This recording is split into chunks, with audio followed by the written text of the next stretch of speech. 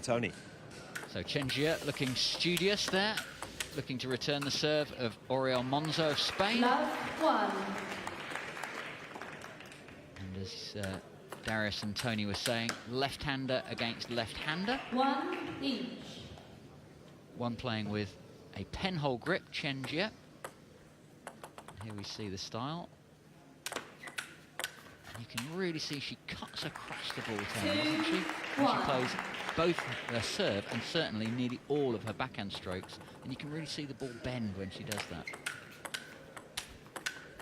Yeah, it's amazing, isn't it? Just watching how much she goes across the ball with that penalty backhand of hers. And you can, as you say, can really see the ball curl. And yeah, Darius was mentioning that Monzo might struggle with that early on. I think that's right. It'll take a little bit of time to get used to it.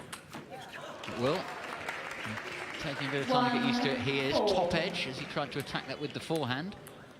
Disappears off into the crowd. You see the power he's putting into the shot. When it doesn't actually hit the back right, it goes for miles. But Oriol Monzo knows how to play some of the Chinese players. He just beat last year's finalist in the previous round 2-0, which, as Darius was saying, a bit of a surprise. And it kind of went under the radar. It wasn't on the TV table, and he beat him 15-5, 15-12. So Monzo playing really, really well. Only one qualifier from Spain in the setup for this year. So he put out Marc Duran, who's been here and got to reach the quarterfinals before. Really unbelievable player. So Monzo clearly right on the top of his game with this form of the game with the sandpaper bat. Very little spin to generate, but you can make the ball curve a little bit in the flight and just bounce slightly differently off the table. Forehand pendulum serve from the backhand corner. It's having to retrieve, hit the ball up. But good retrieving, always worth trying for it because that might happen. You might get the point in the end. So Chen Jie playing him around with the good angles. She just pushed that onto the top of the net, not enough to go over. Yeah, I mean, I don't think we can overstate what an incredible performance that was from Monzo yesterday to beat Huang. I mean, we have to remember last year, Huang had 4 championship points and ended up losing that final. But to dispatch him 15-5, 15-11, was it? Yeah, 5 and 12, 5 I think and it 12. was. That's an incredible performance. But here he is, struggling with Chen. Yeah, well, yesterday, the first match in the group games, Oriol Monzo lost his first match, albeit to a very, very good Russian player, Dmitry Bobrov. And that's who Chen Jie played in the last round. In fact, she had to play him twice because they came out of the same group. And Chen beat Bobrov by the slimmest of margins to get to the last 16 of the competition, 15-13 in the third. So these two should be very, very closely matched up. At this stage, though, Chen with very, very compact early forehand attacks and a very, very early side spin backhand block has managed to get herself in a 10-4 lead, and Oriol's got a lot to think about.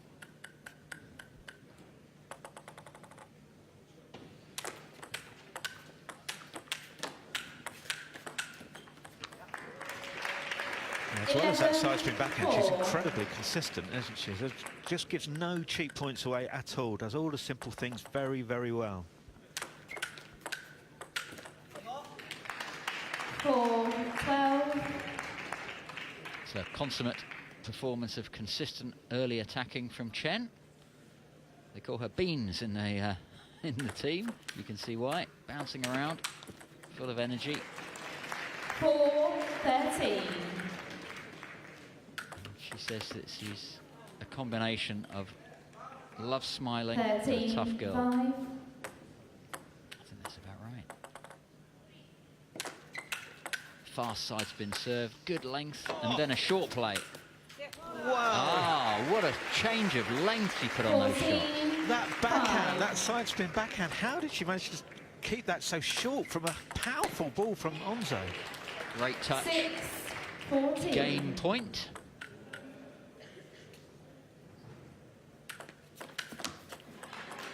Went for the big one there. 14. Perhaps overcooked that one slightly. A bit carried away being at match point and such a lead. Maybe just trying something out, thinking about the next game. Just floats that one off the end. 8. Monzo, they'll give Monzo a little bit of confidence for the second. Even if he can't... Oh, and again, brings the ball very, very short. 15, 8. And that's the way that Chen has won the first game. Audacity of that. Yeah, it's such a difficult thing to do. So the first time she did it, Monzo had hit it. It was about as hard as he could. So to judge that, she got it about 2 inches in depth over the net. Absolutely incredible. Yeah, it shows that these players have got fantastic touch as well as power and athleticism. 1 each. Chen, beautiful forehand down the line. Looking now for a place in the quarter-final and only 1 game away from it. That's difficult, but what a block. The ball was up, it wasn't long. 2. Monzo absolutely smashed it. And look at that block. Surprised Monzo. I'm sure he thought that wasn't coming back. 3, 1. Well, now just 12 points away from a place in the quarter-finals for the Chinese lady.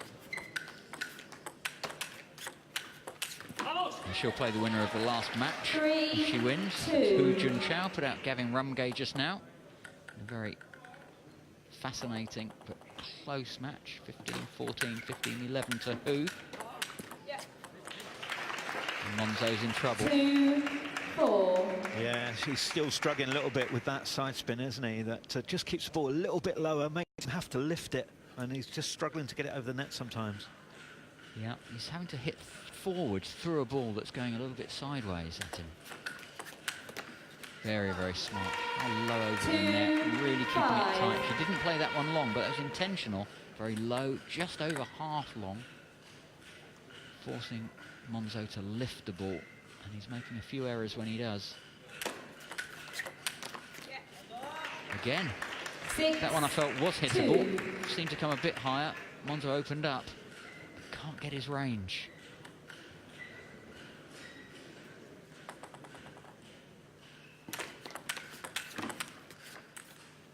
Yeah, sent him the wrong way. 2. He thought that was going wide of the forehand, and he had to stop and regroup to get back to the backhand. Very, very intelligent play. Fantastic use of peripheral vision from Chen Jie. Top edge. 3, Monzo will be relieved. 7. He's now got a point and a couple of serves to come. As far as Oriol Monzo, Tony, I think I'd be heading for, you know what? Yeah, you read my mind. I was thinking exactly the same thing. But there you are. I'm sure he knows what he's doing. 3, Yep, the double point 8. ball, not yet taken by either player. Surely Monzo should have taken it way before now. If Gavin was his coach, he'd be screaming at him for minutes by now. 9, 3. Just not working out for Monzo at the moment. Can't get his touch, can't get his timing. The power shots are just missing. And when you've got that doubt about what you can do and what you can't do in the middle of a pressure match, and the ball's being peppered both sides at you, very, very difficult to get yourself together and get out of it. 9, 4. Yeah, he's actually, I feel, struggled with picking the direction that Chen's been hitting it. She seems to be able to wrong foot him at will. And one of the things about a penhold grip is you can change the angle with your wrist quite late in the stroke. Last minute, yeah, indeed. And Chen's doing that really, really well. You can see there that she's got a little bit of plaster on her finger 5, to stop the 10. rubbing of the sandpaper against the finger. Just that middle finger there, just protected against the sandpaper. Stop it being abrasive for her. 10, Well, that was good for Monzo. He's got to do that now, hasn't he? Followed up off his serve with 2 really big shots and won both the points on his serve there. He's got to do that. He's got to add a bit of power into his game now. Yeah. And Chen just moving the ball about sublimely. 6. One to one side. And he just doesn't quite know where it's going. He seems to set off a fraction of a second before Chen's decided where she's going to go, and that, at this level, is suicidal. It's deadly. 7, 11. You've got to wait until they're totally committed. I think Monzo is used to a player being committed in terms of the direction of their shot and then moves, but Chen just leaves it a little bit later before deciding where to play the ball.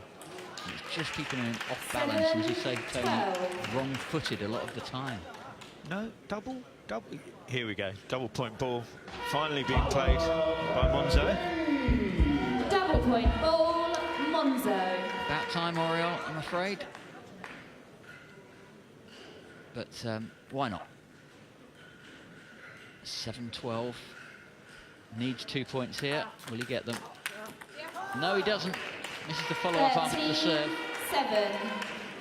Now, Chen Jie is not allowed to take her double point ball at this stage. You can't take it when you've got 13 points because it would actually, you'd actually win the match on it, and that's not allowed. So you can't take it after you've got 12 points. Looks like she may not need it though, the way that she's been playing. 13-8. That's right, Colin. I'm fairly sure I'm right in saying that if Chen takes this and gets to the quarter-final, that'll be further than a female player has achieved before in the competition. 13. Is that further than Egley's ever got? Yeah, she reached the last 16. We saw her yesterday go out. But Chen getting to the quarterfinals would be an incredible achievement. 13.